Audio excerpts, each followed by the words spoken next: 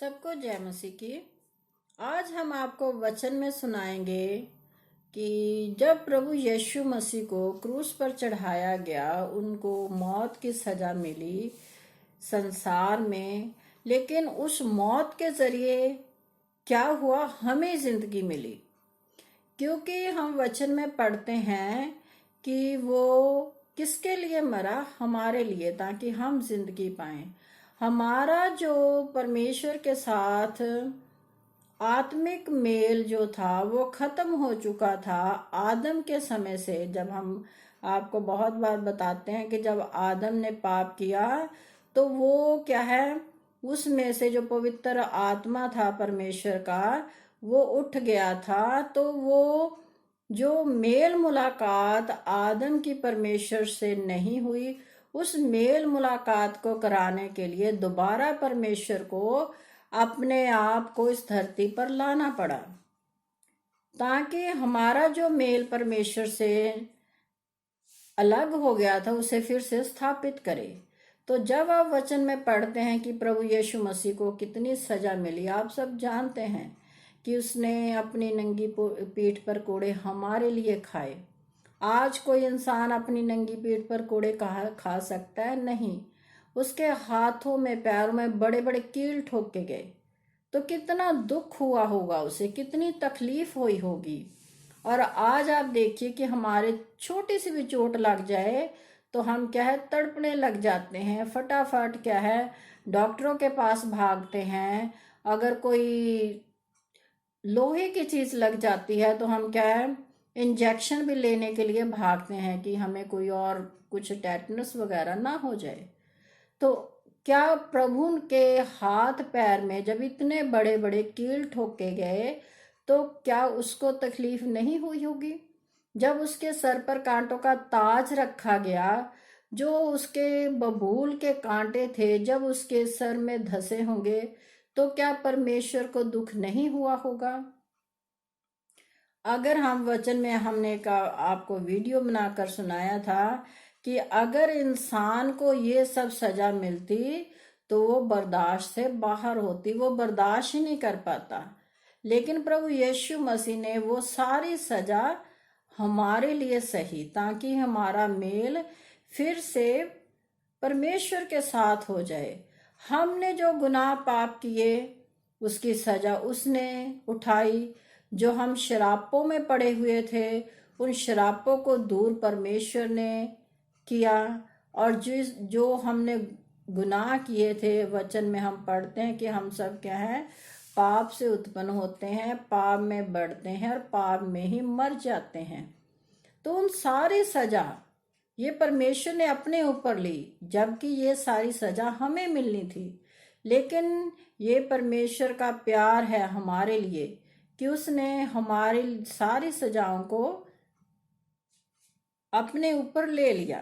तो इसे हम वचन में आपको पढ़कर सुनाते हैं कि जब प्रभु यीशु मसीह ने हमारे लिए सजा कबूल की, हमारे लिए वो मर गया, फिर तीसरे दिन हमारे लिए वो मुर्दों में से जी उठा, हमें न्याय देने के लिए। आज वो कहाँ बैठा हुआ है? स्वर्ग में, अपने पिता के दाहिने हाथ, और वो अपने बच्चों का न्याय करेगा।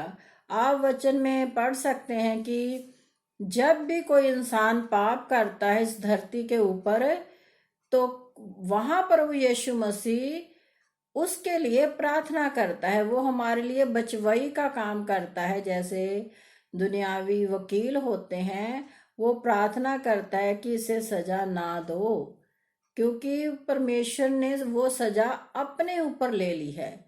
और इसीलिए आज क्या इंसान बहुत से गुनाह पाप कर रहा है, वो परमेश्वर से डरता ही नहीं है।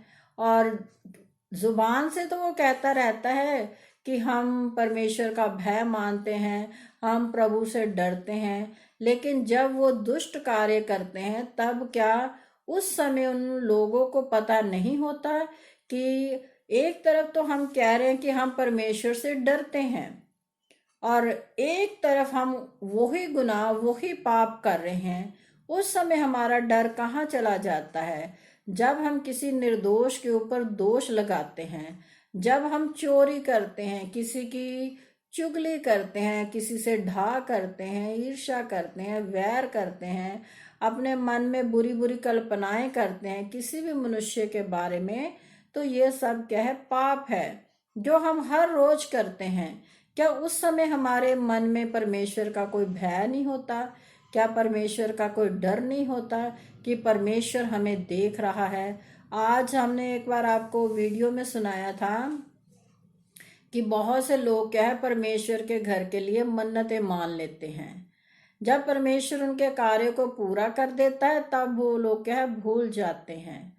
तो जब आपने मन्नत मानी है, वचन में लिखा हुआ है कि जब तू मन्नत माने तो उसे पूरा करने में विलंब ना कर, जैसे बहुत से लोग आज करते हैं। क्या परमेश्वर आपको कहता है कि आप मन्नत मानो? कभी नहीं कहा परमेश्वर ने। परमेश्वर ने ये कहा कि अगर तू मन्नत मानता है तो उसे पूरी कर, और हम पूरी करते नहीं है। फिर हम कहते हैं कि हम तो परमेश्वर का डर रखते हैं, हम परमेश्वर की आज्ञाओं पर चलते हैं। कौन से आज्ञा पर आप चल रहे हो? तो इसकी सजा, जैसे हमने वचन में सुनाया कि प्रभु यीशु मसीह हमारे लिए सजा उठाता है। हर पल हर दिन उसको सजा मिलती है जब हम गुनाह पाप करते हैं। तो इसे हम पहले वचन में आपको पढ़कर सुनाते हैं। और वहाँ नीति वचन में भी यही लिखा हुआ है कि कभी किसी ने परमेश्वर से नहीं कहा कि मैंने गुनाह किया है, जिसकी सजा अब मुझे मिली है, भविष्य में फिर कोई गुनाह नहीं करूंगा। ऐसा एक भी मनुष्य नहीं है जो कहता है। लेकिन हम मनुष्य करते क्या है? पाप पर पाप, पाप पर पाप ही करते रहते हैं। और चाहते क्या है? कि परमेश्वर हमें जीवन दे। वो हमें जीवन देगा, ये उसका वादा है, क्योंकि उसने हमें जीवन देने के लिए ये सब सजा अपने ऊपर ली है। तो इसे हम पहले वचन में आपको पढ़कर सुनाते हैं कि जब प्रभु यीशु मसीह को सजा मिली तो उस सजा के एवज में हमें क्या आशीष मिली, और जो वो सजा उसने हमारे लिए ली, और उसके बदले में परमेश्वर हमें हुक्म भी क्या देता है। तो इसे हम पढ़ते हैं। मत्ती रसूल की अंजील है ये, उसका 28 अध्याय की हम वचन में पढ़ेंगे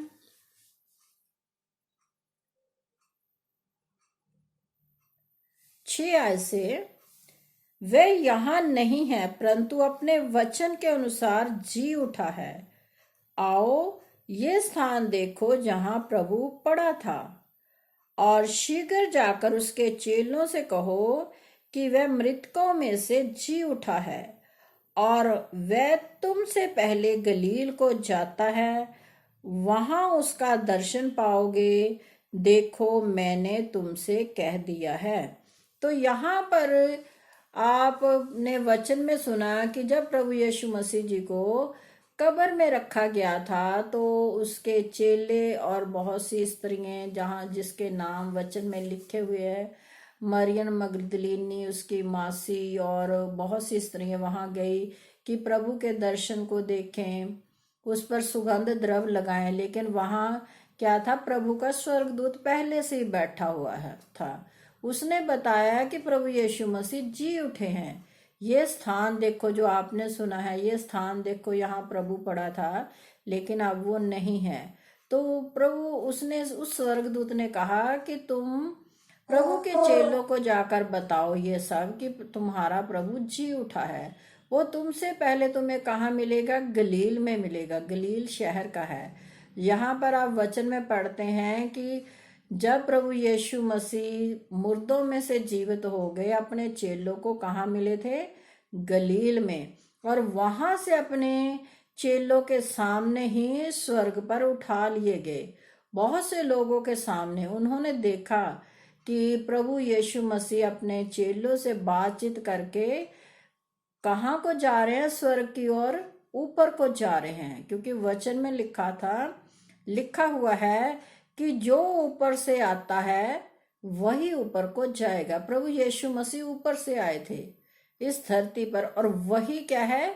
ऊपर चले गए स्वर्ग में।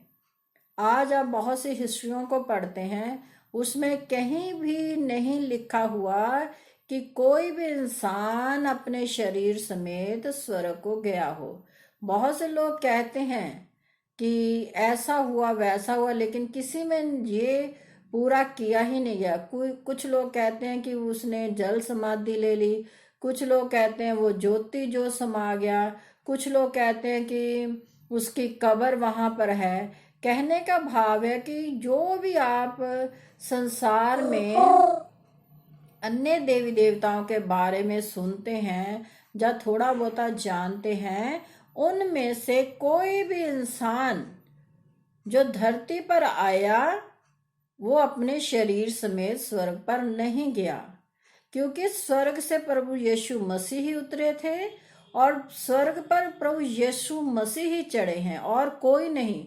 आप जितने भी धार्मिक पुस्तकों पढ़ लीजिए, जितने भी संसार में बनी हुई हैं, उसमें किसी के बारे में ये कभी नहीं लिखा गया कि वो इंसान अपने शरीर समेत इस जगत को छोड़कर ऊपर उठा लिया गया।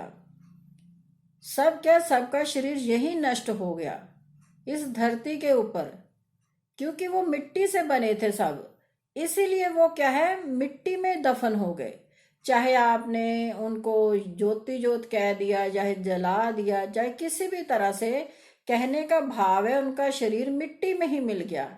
लेकिन प्रभु यीशु मसीह मिट्टी से पैदा नहीं हुए। हमने आपको एक वीडियो में बताया था कि प्रभु यीशु मसीह जो है, जैसे हम इंसान मिट्टी से पैदा हुए हैं, हमें मिट्टी से बनाया गया है, प्रभु यीशु मसीह मिट्टी से पैदा नहीं हुए। वो किससे पैदा हुए? पवित्र आत्मा के जरिए। प्रभु जो परमेश्वर यहोवा है, उसका पवित्र आत्मा माता मरियम के अंदर गया और वो प्रभु यीशु मसीह का रूप लेकर इस जगत में आया, और वैसे ही वो अपने शरीर समेत इस जगत से ऊपर उठाया गया। तो ये बात आपने क्लियर सुन ली कि प्रभु यीशु मसीह मिट्टी से पैदा नहीं हुए, वो आत्मा के द्वारा पैदा हुए, आत्मा के जरिए इस धरती पर आए। और शरीर का रूप जरूर उन्होंने लिया, लेकिन उनका शरीर भी इस धरती पर नाश होने के लिए नहीं दिया गया। वो अपने शरीर समेत इस जगत से गए अपने पिता के पास स्वर्ग में। तो जाते हुए प्रभु यीशु मसीह को जो सजा मिली वो हमारे लिए आशीष का कारण बनी। और प्रभु यीशु मसीह आगे हमें आज्ञा क्या दे रहे हैं उसे आप सुनिए।